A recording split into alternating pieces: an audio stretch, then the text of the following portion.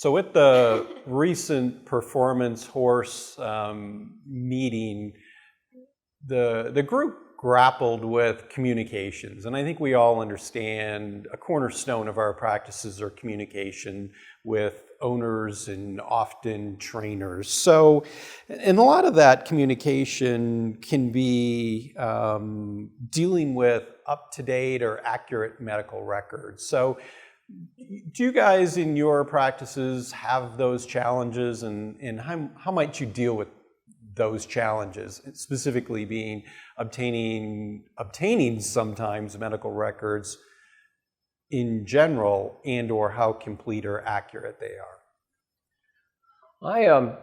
I happen to work for a lot of clients that I work for seasonally, in that my practice is part of the time based in Florida for 6 months out of the year. I have those clients under my exclusive care for 6 months, and then they go back to their homes in the Midwest or the Northeast or even the West Coast. I try to communicate with them, provide them with records to send them home with, and basically the type of software system that we use generates a very nice record that's easily evaluated by another veterinarian. And if it's not, then I didn't do it correctly. And I make a point of, when I examine those horses, to be sure that those records are clear enough that they can understand why I came to that decision to do whatever it was I did or did not do.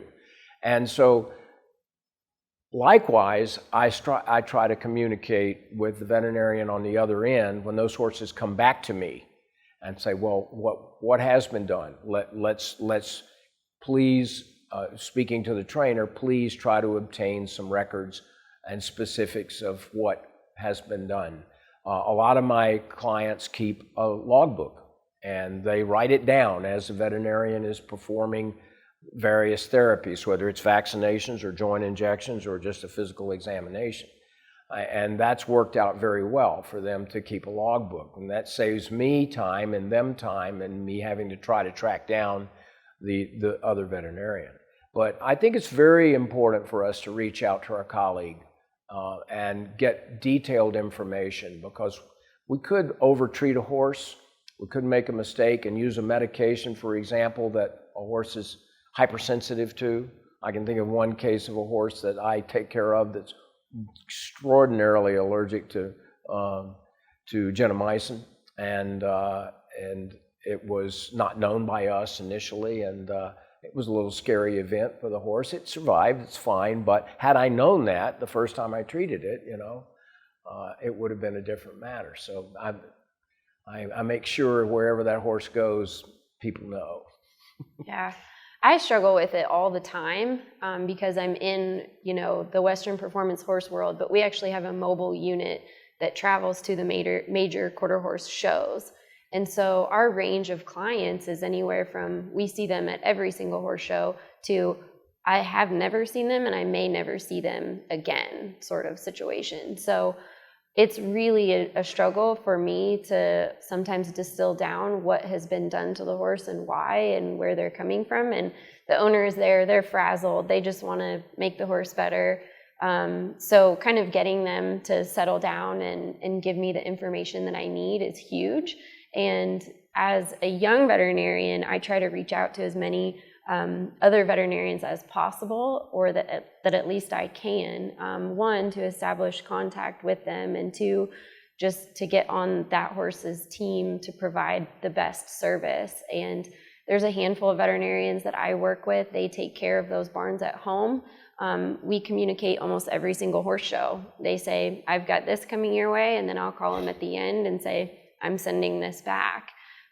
So we have really good working relationships there, but I realize that's not always the case. And when that's not the case, and I don't know that person's regular veterinarian, I just try to document as much as I can the flow of the exam and why I did what I did. Like, I kind of think, I hope that our records read a little as a story, so you can follow why I did what I did in a stepwise fashion.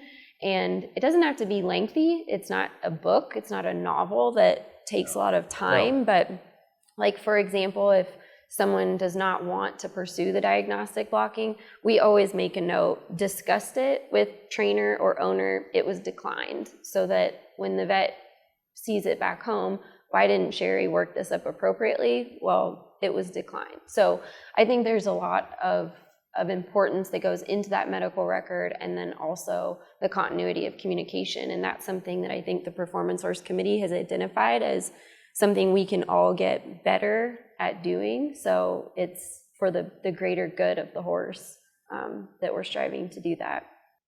I want a little bit more than just hock stifles, coffin joints injected with blah, blah, blah. I want to know, why, or what was the presentation, so that I have some understanding of, am I looking at the same situation, or is this really different? Yeah. Was it a Thanks. grade 3 lameness before you Exactly. treated that difficult feeling? Thanks, guys, for sharing your thoughts on that.